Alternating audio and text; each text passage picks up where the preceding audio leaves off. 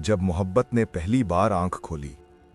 कुछ प्यार आवाज से नहीं, खामोशी से शुरू होते हैं, और कुछ कहानियां मौत से नहीं, बेइंसाफी से जन्म लेती हैं। हेलो दोस्तों, मेरा नाम है शुभम। आप देख रहे हैं डार्क माइंड हॉरर स्टोरी। अब कहानी शुरू करते हैं। उत्तर भारत का एक छोटा सा कस्बा देवगढ़। यहां की गलियां दिन में जितनी आम लगती थीं, रात में उतनी ही डरावनी हो जाती थीं। लोग कहते थे, यहां अंधेरा सिर्फ बिजली जाने से नहीं, यहां अंधेरा लोगों की सोच में भी है। इसी कस्बे में रहती थी आंचल। उम्र ज्यादा नहीं थी, बस 22 साल। सादा चेहरा, बड़ी आंखें और एक ऐसी मुस्कान जो सामने वाले को यह एहसास दिला दे कि ये लड़की बहुत कुछ सहकर भी जिंदा रहना जानती है। आंचल की मां बचपन में ही गुजर गई थी। पिता रेलवे में छोटी सी नौकरी करते थे। घर की हालत ठीक नहीं थी, लेकिन संस्कार अमीरी से बड़े थे। देवगढ़ में एक पुरानी सी डिग्री कॉलेज लाइब्रेरी थी। वहीं आंचल रोज शाम को पढ़ने जाती थी। उसी लाइब्रेरी में एक दिन दाखिल हुआ आर्यन, बाहर से आया हुआ लड़का। शहर की हवा उसके कपड़ों और बातों में साफ दिखती थी। पहली बार उनकी नजरें टकराईं। कोई फिल्मी सीन नहीं हुआ, ना मुस्कान, ना बात, बस एक एहसास। 3 दिन बाद वही जगह आंचल एक किताब ढूंढ रही थी, भारतीय लोक कथाओं में आत्मा और पुनर्जन्म। आर्यन ने पीछे से कहा, तीसरी अलमारी, नीचे वाला शेल्फ। आंचल चौंकी, आपको कैसे पता? आर्यन हल्का सा हंसा, क्योंकि मैं भी वही ढूंढ रहा था, लेकिन डर लगता है ये सब पढ़ने से। आंचल ने पहली बार उसकी आंखों में देखा और बोली, डर तो सच्चाई से ही लगता है। बस यही लाइन उनकी कहानी की पहली ईंट थी। अब रोज लाइब्रेरी में मुलाकात होने लगी, कभी किताबों पर, कभी जिंदगी पर बातें। आर्यन ने बताया कि वो प्रतियोगी परीक्षाओं की तैयारी कर रहा है। आंचल ने बताया कि वो टीचर बनना चाहती है। दोनों का सपना अलग था, लेकिन रास्ता एक हो गया था। एक दिन बारिश में लाइब्रेरी बंद हो गई। दोनों बाहर बरामदे में खड़े थे। आर्यन ने पूछा, अगर मैं ना आया करता यहां तो? आंचल ने बिना देखे कहा, तो शायद मैं आज भी ये सोचती कि प्यार सिर्फ किताबों में होता है। आर्यन की सांस अटक गई। एक शाम पीपल के पुराने पेड़ के नीचे आर्यन ने कहा, आंचल, मैं तुम्हें छोड़कर नहीं जाऊंगा। ये सिर्फ बात नहीं, वादा है। आंचल ने पहली बार उसका हाथ पकड़ा और बहुत धीमी आवाज में बोली, अगर तुमने कभी धोखा दिया तो मेरी रूह भी चैन से नहीं सोएगी। आर्यन हंस दिया, लेकिन हवा अचानक ठंडी हो गई। देवगढ़ सिर्फ शांत कस्बा नहीं था। यहां कुछ लड़के थे जिनके बाप पैसे वाले थे और जिनके लिए कानून सिर्फ मजाक था। वे अक्सर लड़कियों को घूरते, रास्ता रोकते और पुलिस आंखें बंद रखती। आंचल भी कई बार उनकी नजरों का शिकार बनी।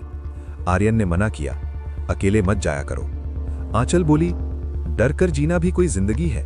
उसे क्या पता था, डर उसका पीछा कर रहा है। देवगढ़ की शामें आमतौर पर जल्दी सो जाती थीं। सूरज ढलते ही दुकानों के शटर गिर जाते और गलियों में सिर्फ कुत्तों के भौंकने की आवाज रह जाती। उस दिन भी कुछ ऐसा ही था। आंचल लाइब्रेरी से निकलते वक्त थोड़ा देर कर चुकी थी। आर्यन शहर के बाहर किसी काम से गया हुआ था। उसने फोन किया था, आज जल्दी निकल जाना, अकेली मत रहना। आंचल मुस्कुरा दी थी।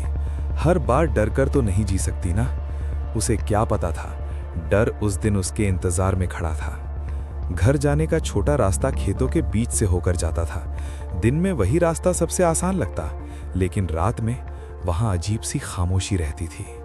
आंचल तेज तेज चल रही थी। चप्पलों की आवाज उसे खुद डराने लगी थी। तभी पीछे से गाड़ी की धीमी सी आवाज आई। उसने पलट कर देखा, एक काली एसयूवी बिना नंबर प्लेट के। गाड़ी आगे निकल गई। आंचल ने राहत की सांस ली, लेकिन वही गाड़ी कुछ मीटर आगे रुक गई। गाड़ी से 4 लड़के उतरे। उन्हें देवगढ़ में हर कोई जानता था। बड़े घरों के बेटे। पैसा, शराब और सत्ता, तीनों का घमंड आंखों में था। आंचल ने रास्ता बदलना चाहा, लेकिन तब तक देर हो चुकी थी।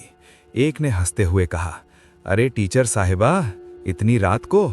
उसकी आवाज में मजाक नहीं था, शिकार की खुशी थी। आंचल ने खुद को संभालते हुए कहा, रास्ता दीजिए, मुझे घर जाना है। दूसरा बोला, घर? अभी तो रात जवान है। आंचल ने भागने की कोशिश की, लेकिन चारों तरफ से रास्ता बंद था। उसने चिल्लाने की कोशिश की, पर खेतों ने उसकी आवाज़ पी ली। उस रात जो हुआ वो किसी एक लड़की के साथ नहीं हुआ, वो इंसानियत के साथ हुआ।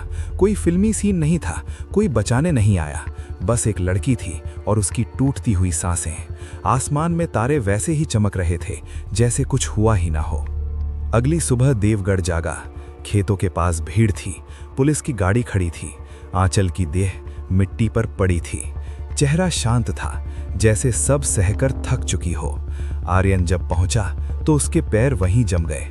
वो चीखा नहीं, रोया नहीं, बस घुटनों के बल बैठ गया। उसने आंचल का ठंडा हाथ पकड़ा और पहली बार समझा, वादा टूट चुका है। केस दर्ज हुआ, नाम लिखे गए, लेकिन सब जानते थे कुछ नहीं होगा। पुलिस बोली सबूत कमजोर हैं। नेताजी बोले समाज की बदनामी होगी। आंचल के पिता बोले मेरी बेटी वापस कर दो। कोई नहीं सुना। 3 हफ्तों में केस ठंडे बस्ते में चला गया। उसके 7वें दिन देवगढ़ में पहली अजीब घटना हुई। उन्हीं 4 लड़कों में से एक अपने कमरे में मृत पाया गया। डॉक्टरों ने कहा हार्ट अटैक, लेकिन पोस्टमार्टम रिपोर्ट में लिखा था गले पर नाखूनों के निशान और आंखें डर से खुली हुई। मरने से पहले उसने बार बार एक ही नाम लिया था, चल। उस रात से देवगढ़ की हवाएं ठंडी हो गईं। लड़कियां सपनों में रोने लगीं, लड़कों को परछाइयां दिखने लगीं और लाइब्रेरी के बाहर पीपल के पेड़ के नीचे आर्यन ने पहली बार किसी को फुसफुसाते सुना, अभी 3 बाकी हैं। वो आवाज आंचल की थी। पहली मौत के बाद देवगढ़ में खामोशी अजीब हो गई थी। लोग बातें कर रहे थे, लेकिन आवाजों में डर था। चारों तरफ एक ही सवाल, हार्ट अटैक में नाखूनों के निशान कैसे? पुलिस ने मामला दबाने की पूरी कोशिश की, लेकिन डर वो किसी फाइल में बंद नहीं होता। आर्यन अब पहले जैसा नहीं रहा था। वो दिन में भी अंधेरे में रहता, कमरे की खिड़कियां बंद, लाइट बंद। उसे लगता था अगर रोशनी जलाई तो सच और साफ दिख जाएगा। हर रात उसे वही सपना आता, आंचल खेतों के बीच खड़ी होती, सफेद कपड़ों में नहीं बल्कि उसी सलवार कमीज में जिसमें वो आखिरी बार दिखी थी। आंचल कुछ कहती नहीं, बस देखती रहती और उसकी आंखों से खून की जगह आंसू गिरते। 7वीं रात आर्यन नींद से चौंक कर उठा। कमरे में ठंड थी, हद से ज्यादा। उसने देखा दरवाजा अपने आप खुला हुआ था, पीपल के पत्तों जैसी सरसराहट, लेकिन पीपल तो बाहर था। तभी उसे किसी की सांसें सुनाई दी पीछे से। आर्यन। वो आवाज कांप रही थी, लेकिन वही थी, आंचल। आर्यन पलटा। कमरे के कोने में एक धुंधली सी परछाई खड़ी थी। तुम? उसकी आवाज गले में अटक गई। आंचल आगे नहीं बढ़ी, बस बोली मैं मर गई हूं, लेकिन मेरा दर्द नहीं मरा। आर्यन रो पड़ा। मुझे माफ कर दो, मैं उस दिन साथ नहीं था। आंचल की आवाज भारी हो गई। ये तुम्हारी गलती नहीं है, गलती उस सिस्टम की है जो मेरी चीख पर हंस पड़ा। तो फिर तुम क्यों आई हो? आर्यन ने पूछा।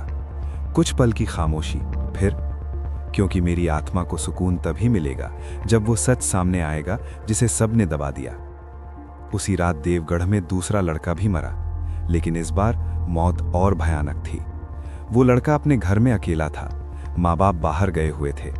पड़ोसियों ने बताया रात 2:30 बजे उसके घर से जोर जोर से चीखने की आवाज आई, मुझे छोड़ दो, मैंने कुछ नहीं किया, वो सामने खड़ी है। जब दरवाजा तोड़ा गया, वो फर्श पर पड़ा था, आंखें फटी हुई, और दीवार पर खून से लिखा था, मैं यहां हूं। अब देवगढ़ मान चुका था ये सामान्य नहीं है। मंदिरों में घंटियां ज्यादा बजने लगी, मौलवी दुआ पढ़ने लगे, पंडित हवन करने लगे, लेकिन डर कम नहीं हुआ, क्योंकि हर रात किसी न किसी को आंचल दिखाई देने लगी थी, खेतों में, सड़क पर और कभी कभी शीशे में। तीसरा लड़का जिंदा था, लेकिन मौत से भी बदतर हालत में। वो पागलपन की हद तक डर चुका था। वो हर किसी से कहता, वो बाल खोलकर खड़ी रहती है और पूछती है, अब बताओ दर्द क्या होता है। उसने पुलिस के सामने सब कबूल कर लिया, लेकिन नाम लेने से पहले ही उसकी सांस रुक गई। डॉक्टर बोले एक्सट्रीम फियर शॉक। आर्यन समझ गया, आंचल किसी को मार नहीं रही, वो सच उगलवा रही है। अब सिर्फ एक बचा था, वो जो सबसे ताकतवर था, जिसके पिता ने केस दबाया था। आंचल ने जाते जाते आर्यन से कहा, अगर इस बार भी सच दब गया तो मैं कभी नहीं जाऊंगी। उसकी आंखों में आंसू नहीं थे, बस इंतजार था। अब देवगढ़ में सिर्फ एक नाम बचा था, समर प्रताप सिंह, विधायक का बेटा। पैसा, रसूख और सत्ता तीनों उसके कदमों में थे। बाकी तीनों मर चुके थे, लेकिन समर जिंदा था और वही सबसे ज्यादा दोषी था। समर अपने शहर वाले घर से गांव की पुरानी हवेली में शिफ्ट हो गया था। चारों तरफ गार्ड, सीसीटीवी कैमरे और कमरे में हर वक्त जलती लाइट। लेकिन डर वो अंधेरे से नहीं, यादों से आता है।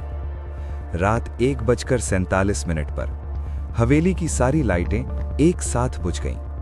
जनरेटर चालू हुआ, लेकिन सिर्फ आधा घर रोशन हुआ, बाकी आधा काला। ठक ठक ठक। समर की सांस तेज हो गई। कौन है? उसने चिल्लाया। कोई जवाब नहीं। फिर शीशे में उसे कुछ हरकत दिखी। वो पलटा। आईने में उसका चेहरा नहीं था, बल्कि आंचल खड़ी थी। बाल खुले, आंखें लाल नहीं, खाली। पहचानते हो? उसकी आवाज गूंजती हुई थी। समर पीछे हट गया। नहीं, तू झूठ है। आंचल धीरे धीरे आगे बढ़ी। हर कदम पर फर्श पर पानी के निशान बनते गए। मैंने कहा था, अगर इंसाफ नहीं मिला तो मैं लौटूंगी। समर रोने लगा। मुझे माफ कर दो, सब मेरी गलती नहीं थी। आंचल की आवाज बदल गई। गलती तुम्हारी नहीं थी तो केस क्यों दबवाया? कमरा कांपने लगा। दीवारों पर वो रात चलने लगी। खेत, चीखें और आसमान की बेरुखी। समर घुटनों पर गिर पड़ा। उसी समय आर्यन हवेली के बाहर खड़ा था। उसे पता था, अगर आज सच सामने नहीं आया तो आंचल हमेशा के लिए अंधेरे में फंस जाएगी। उसने पुलिस को कॉल किया, लाइव रिकॉर्डिंग चालू की और हवेली के अंदर घुस गया। आंचल अब वैसी नहीं दिख रही थी जैसी पहले। उसकी परछाई दीवारों पर फैल चुकी थी। आवाज एक नहीं, कई थीं। बोलो समर, सच बोलो। समर चीख पड़ा। हाँ, हम चारों थे। मैंने ही कहा था, कोई कुछ नहीं बिगाड़ पाएगा। ये शब्द रिकॉर्ड हो चुके थे। पुलिस पहुंची। समर बेहोश पड़ा था। हवेली में हर दीवार पर एक ही नाम लिखा था, आंचल। उस रात देवगढ़ ने पहली बार सच को देखा। सब खत्म होने के बाद आंचल आर्यन के सामने आई। अब उसकी आंखों में न गुस्सा था न बदला, बस थकान। अब मैं जा सकती हूं? उसने पूछा। आर्यन रो पड़ा। हाँ, अब तुम आजाद हो। समर की गिरफ्तारी के बाद देवगढ़ में जैसे सांसें लौट आईं। अखबारों में सुर्खियां थीं, विधायक का बेटा गिरफ्तार। दबी हुई सच्चाई आई सामने। लोग मोमबत्तियां जला रहे थे, नारे लग रहे थे, इंसाफ का जश्न मनाया जा रहा था। लेकिन आर्यन जानता था, ये जश्न अधूरा है, क्योंकि आंचल अब भी यहीं थी। उस रात आर्यन लाइब्रेरी पहुंचा। पीपल का वही पेड़, वही बेंच। हवा ठंडी थी, लेकिन इस बार उसमें डर नहीं था, बस उदासी थी। आंचल, आर्यन ने धीमे से पुकारा। वो सामने आई। आज उसका चेहरा पहली बार इंसानी लग रहा था। सब कुछ हो गया, आर्यन बोला। अब तुम जा सकती हो। आंचल ने सिर हिलाया। नहीं, अभी नहीं। क्यों? आर्यन की आवाज कांप गई। आंचल ने जमीन की ओर देखा। क्योंकि मेरी कहानी सिर्फ मेरी मौत पर खत्म नहीं होती। मेरे बाद भी कई लड़कियां डर में जी रही हैं। अगर मैं चली गई तो लोग फिर भूल जाएंगे।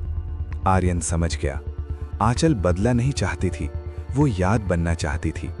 अगले कुछ दिनों में कोई मौत नहीं हुई, लेकिन लोग आंचल को देखने लगे। हर उस जगह जहां किसी लड़की के साथ गलत नजर डाली जाती, वहां लोग कहते, एक लड़की खड़ी थी चुपचाप। लड़कियां डरने के बजाय हिम्मत करने लगीं और लड़के नजर झुकाने लगे। लेकिन आर्यन अंदर से टूट रहा था। अगर मैं उस रात साथ होता, अगर मैंने जिद की होती। एक रात उसने आंचल से कहा, मुझे सजा मिलनी चाहिए। आंचल चौंकी। किस बात की? तुम्हें अकेला छोड़ने की। कमरे में सन्नाटा छा गया। आंचल ने पहली बार आर्यन की तरफ कदम बढ़ाया। उसका हाथ आर्यन के सीने के पास रुका। मुझे तुम्हारी जान नहीं चाहिए, मुझे तुम्हारी जिंदगी चाहिए। आर्यन ने सिर उठाया। मतलब? जब तक मैं यहां हूं तुम भी आगे नहीं बढ़ोगे, लेकिन अगर तुम सच में मुझसे प्यार करते हो तो मुझे छोड़ना सीखो। आर्यन रो पड़ा। मैं कैसे छोड़ दूं जिसके बिना जीना ही नहीं सीखा? आंचल की आंखों से एक चमकता हुआ आंसू गिरा। इसलिए तो मुझे जाना होगा। हवा तेज हो गई। पीपल के पत्ते पहली बार शांत गिरे। आंचल अभी गई नहीं है, लेकिन उसने तय कर लिया है उसकी मुक्ति किसी और की कुर्बानी से नहीं, याद बनाए रखने से होगी। देवगढ़ अब पहले जैसा नहीं रहा था। रातें शांत थी, लेकिन इस शांति में एक अजीब सी भारीपन था। लोग जानते थे आंचल अभी गई नहीं है, और आर्यन भी जानता था उसकी मौजूदगी आंचल को बांधे हुए है। उस रात आंचल खुद आर्यन के सामने आई। आज उसकी परछाई हल्की थी, जैसे वो इस दुनिया से धीरे धीरे छूट रही हो। आज आखिरी रात है, उसने कहा। आर्यन की आंखों में डर नहीं था, बस खालीपन था। और उसके बाद उसने पूछा। आंचल मुस्कुराई। या तो मुक्ति या फिर हमेशा का अंधेरा। आंचल चाहती थी कि आखिरी बार वो उसी जगह जाए, पुरानी लाइब्रेरी, पीपल का पेड़, वही बेंच। रात के 12 बजे दोनों वहां थे, एक जिंदा एक नहीं, लेकिन उस पल दोनों बराबर थे। आंचल ने पहली बार अपना डर बताया। मुझे मौत से डर नहीं लगता आर्यन, मुझे भूल जाने से डर लगता है। आर्यन का गला भर आया। मैं तुम्हें कभी नहीं भूलूंगा। आंचल ने सिर हिलाया। एक इंसान के याद रखने से आत्मा नहीं बचती। आंचल ने आर्यन के सामने एक शर्त रखी। अगर तुम सच में मुझसे प्यार करते हो तो आज मेरे बारे में आखिरी बार रो। कल से तुम मेरी कहानी नहीं, मेरे मतलब को जियोगे। आर्यन समझ गया, ये विदाई की इजाजत थी। रात 2:33 बजे। हवा अचानक ठहर गई। आंचल की परछाई टूटने लगी, जैसे कांच। उसकी आवाज कमजोर होती गई।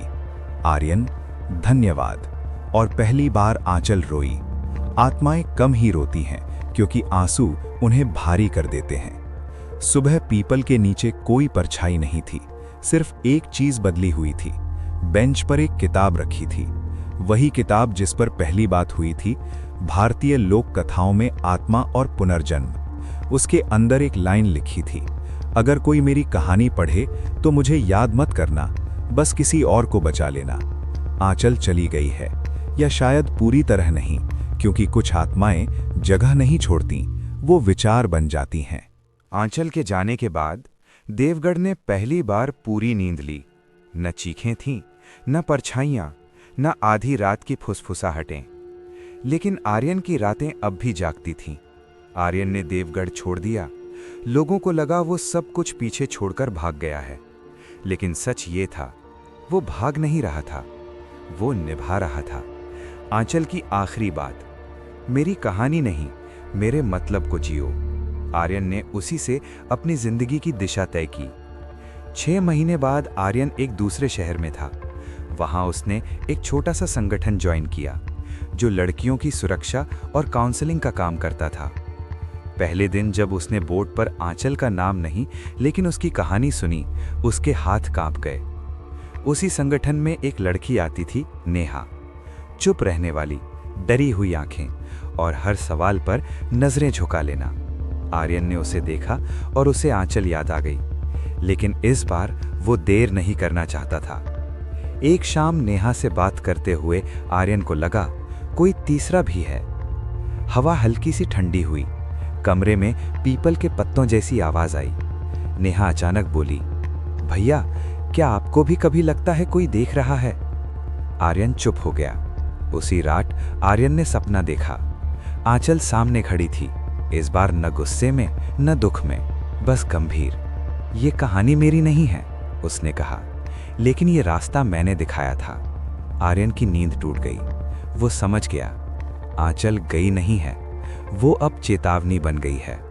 कुछ दिनों बाद नेहा ने टूटते हुए बताया, उसके साथ भी गलत हुआ था।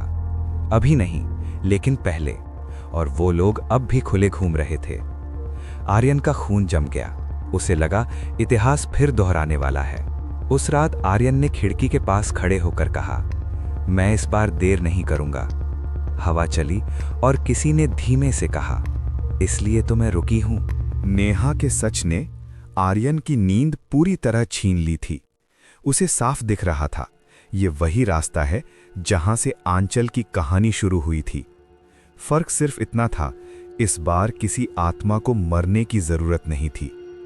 नेहा अब रोज डर में रहती थी। फोन कॉल्स, अनजान नंबर, रात को पीछा करती बाइक। आर्यन ने पूछा, तुमने पुलिस को बताया? नेहा हंस पड़ी, लेकिन उसकी हंसी में जिंदगी नहीं थी। वो लोग भी उन्हीं के हैं, यही वाक्य आंचल ने भी कहा था। एक रात नेहा हॉस्टल से लौट रही थी। गली सुनसान थी। तभी उसे लगा पीछे कोई चल रहा है। वो पलटी, कोई नहीं, लेकिन सामने दीवार पर एक परछाई उभरी। लंबे खुले बाल, स्थिर चेहरा। नेहा चीखने ही वाली थी कि परछाई ने सिर्फ इतना कहा, रुको। आवाज डरावनी नहीं थी, दुखी थी। नेहा वहीं रुक गई। अगले ही पल एक बाइक तेज रफ्तार में उसके पास से निकली। वही लोग थे। अगर नेहा एक कदम और चलती, इतिहास दोहराया जाता। उसी रात आर्यन ने आंचल को महसूस किया। इस बार उसने खुद को नहीं दिखाया, बस हवा चली और खिड़की पर उसी किताब के पन्ने पलटे। आत्माएं तभी डरावनी लगती हैं जब इंसान डरावने बन जाते हैं। आर्यन समझ गया, आंचल अब रक्षा बन चुकी है। आर्यन ने फैसला किया, इस बार कोई केस दबने नहीं दिया जाएगा। उसने मीडिया, एनजीओ और लीगल हेल्प सबको साथ जोड़ा। नेहा की कहानी अब अकेली नहीं थी, और यही बात दोषियों को सबसे ज्यादा डरा रही थी। दोषियों ने आखिरी कोशिश की, नेहा को धमकी, आर्यन को मारने की चेतावनी। एक रात आर्यन के फोन पर एक मैसेज आया, जो हुआ था उसे भूल जाओ, वरना अगली कहानी तुम लिखोगे। उसी पल कमरे की लाइट खुद ब खुद बुझ गई। ठंड फैल गई और किसी ने बहुत धीरे कहा, अब नहीं। आर्यन ने आंचल को आखिरी बार देखा, लेकिन इस बार वो डरी हुई लड़की नहीं थी। वो गुस्से में आत्मा भी नहीं थी। वो शांत थी, और शांति सबसे खतरनाक होती है। आर्यन जानता था, अब पीछे हटने का कोई रास्ता नहीं है। नेहा का बयान रिकॉर्ड हो चुका था। मीडिया अलर्ट थी। एनजीओ केस को स्टेट लेवल तक ले जा चुके थे। लेकिन जैसे जैसे सच पास आ रहा था, वैसे वैसे अंधेरा आखिरी दांव खेलने को तैयार था। रात के 11:58। आर्यन के फोन पर लगातार कॉल आने लगे। Unknown number. पहली कॉल, कोई नहीं बोला। दूसरी कॉल, सिर्फ सांसों की आवाज। तीसरी कॉल पर एक ठंडी सी हंसी। हीरो बनने का शौक है? आर्यन ने फोन काट दिया। उसी पल कमरे की खिड़की तेज आवाज से खुल गई। हवा तेज थी, लेकिन बाहर आंधी नहीं थी। आर्यन ने महसूस किया, यह मौसम नहीं है, यह चेतावनी है। टेबल पर रखी फाइल अपने आप खुल गई। ऊपर लिखा था, नेहा वर्मा बयान। फाइल के आखिरी पन्ने पर लाल स्याही में एक नई लाइन उभरी, डरो मत, आज डर उनकी बारी है। आर्यन की आंखें भर आईं। उसी रात नेहा को हॉस्टल से जबरदस्ती बाहर बुलाने की कोशिश हुई, लेकिन इस बार नेहा अकेली नहीं थी। उसके साथ थे कैमरे, लोग और सच। जैसे ही आरोपी वहां पहुंचे, मीडिया फ्लैश चमक उठे। भीड़ इकट्ठा हो गई, और तभी कुछ ऐसा हुआ जिसकी किसी ने कल्पना नहीं की थी। लोगों ने देखा, भीड़ के बीच एक लड़की खड़ी थी। कोई उसे पहचान नहीं पाया। सफेद नहीं, काले कपड़ों में, चेहरा शांत, लेकिन उसकी मौजूदगी से हवा भारी हो गई। एक आरोपी अचानक चिल्लाया, वो फिर आ गई। कैमरे उस पर घूम गए। उसने कांपते हुए कहा, वो पूछ रही है, क्या अब भी तुम्हें लगता है कोई कुछ नहीं बिगाड़ सकता? डर में उसने सब उगल दिया। नाम, तारीखें, पुराने मामले। वो सिर्फ नेहा की कहानी नहीं थी, वो कई लड़कियों की दबी हुई आवाज थी। भीड़ सन्न रह गई। पुलिस के पास अब कोई बहाना नहीं था। जब सब खत्म हुआ, आर्यन ने चारों तरफ देखा। वो परछाई अब वहां नहीं थी।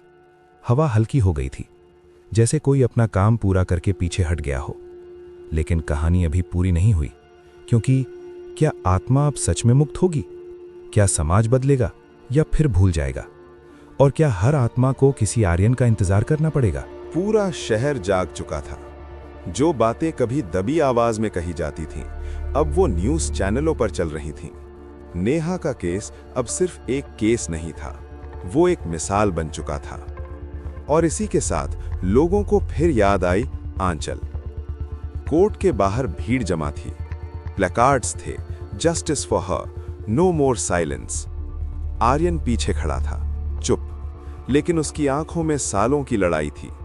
नेहा ने गवाही दी, आवाज कांप रही थी, लेकिन शब्द साफ थे। हर वाक्य के साथ किसी न किसी का सिर झुकता जा रहा था। इसी बीच सरकारी वकील ने एक पुरानी फाइल खोली, देवगढ़ की फाइल। आंचल का नाम। कोर्ट में सन्नाटा छा गया। जज ने पूछा, इस केस को पहले क्यों बंद किया गया? किसी के पास जवाब नहीं था। तभी कुछ ऐसा हुआ जो सिर्फ आर्यन ने महसूस किया। कोर्ट रूम में हल्की ठंड फैल गई। पंखे की आवाज एक पल को रुक गई। आर्यन को लगा कोई उसके पास खड़ा है। आंचल। आज पहली बार वो डरावनी नहीं थी, वो शांत थी। एक आरोपी जो अब तक चुप था, अचानक खड़ा हो गया। मैं सच बताना चाहता हूं। पूरे कोर्ट में खुसर-पुसर शुरू हो गई। उसने आंचल वाले केस में अपनी भूमिका स्वीकार की। कहा, हम जानते थे कोई हमारा कुछ नहीं बिगाड़ेगा, लेकिन अब हर रात वो सपना मुझे सोने नहीं देता। उसने सीधे जज की ओर देखा, मुझे सजा दीजिए। जज ने फैसला सुरक्षित रखा, लेकिन उनके शब्द बहुत कुछ कह गए। कानून अंधा हो सकता है, लेकिन अगर समाज सो जाए तो आत्माएं जाग जाती हैं। शाम को आर्यन अकेला कोर्ट के बाहर बैठा था। उसे लगा किसी ने कंधे पर हल्का सा हाथ रखा। अब बस एक कदम और। आंचल की आवाज आई, फिर मैं जा सकूंगी। आर्यन की आंखों से आंसू गिर पड़े। इस बार सबने तुम्हें सुना है। कोर्ट में उस दिन अजीब सी खामोशी थी। नारे नहीं थे, कैमरों की चमक भी धीमी थी। जैसे सब जानते हों, आज सिर्फ फैसला नहीं आएगा, आज एक दौर खत्म होगा। जज आए, फाइल खोली गई। आर्यन की उंगलियां कांप रही थीं। नेहा ने आंखें बंद कर लीं। जज की आवाज गूंजी, नेहा वर्मा केस और देवगढ़ की मृतका आंचल के मामले में आरोपियों को दोषी पाया जाता है। कोर्ट रूम में सन्नाटा छा गया। इन अपराधों ने सिर्फ एक शरीर नहीं तोड़ा, इन्होंने समाज की आत्मा को चोट पहुंचाई है। आजीवन कारावास। कोई तालियां नहीं बजी, कोई जश्न नहीं हुआ, क्योंकि ये जीत नहीं थी, ये देर से आया इंसाफ था। उसी पल आर्यन ने महसूस किया, हवा बदली। वो ठंड नहीं थी, वो डर नहीं था, वो हल्कापन था। उसने आंखें बंद की। आंचल सामने खड़ी थी, आज आखिरी बार। वो न परछाई थी, न डरावनी आकृति। वो वही लड़की थी जैसी पहली बार लाइब्रेरी में दिखी थी। अब कोई डर नहीं है, आंचल ने कहा। अब कोई कहानी अधूरी नहीं रहेगी। आर्यन की आवाज भर आई, क्या तुम्हें शांति मिल गई? आंचल मुस्कुराई। शांति तब मिलती है जब कोई और मेरी जगह खड़ा हो जाता है। उसने नेहा की तरफ देखा। अब मेरी जरूरत नहीं। आंचल ने आर्यन के पास आकर बहुत धीमे से कहा, मुझसे प्यार करने के लिए धन्यवाद, अब सबको बचाने के लिए जीना। और फिर वो हवा में रोशनी की तरह घुल गई। कोई चीख नहीं, कोई अंधेरा नहीं, बस शांति। देवगढ़ बदल चुका था। लाइब्रेरी के बाहर पीपल के पेड़ के नीचे एक छोटी सी पट्टिका लगी थी, आंचल स्मृति बेंच। यहां बैठकर पढ़ो, यहां से डर को खत्म करो। आर्यन अब एक राष्ट्रीय संगठन के साथ काम कर रहा था। नेहा, वो अब चुप नहीं थी, वो लड़कियों को बोलना सिखा रही थी। एक शाम आर्यन लाइब्रेरी के पास से गुजरा। हवा चली, पीपल के पत्ते हिले, और उसे लगा जैसे किसने कहा, अब ठीक है। आर्यन मुस्कुरा दिया। ये कहानी एक आत्मा के बदले की नहीं थी, ये कहानी थी उस समाज की जो सोया हुआ था। अगर कहीं कोई लड़की आज भी डर में है, तो याद रखना, आंचल अब आत्मा नहीं है, वो हिम्मत है।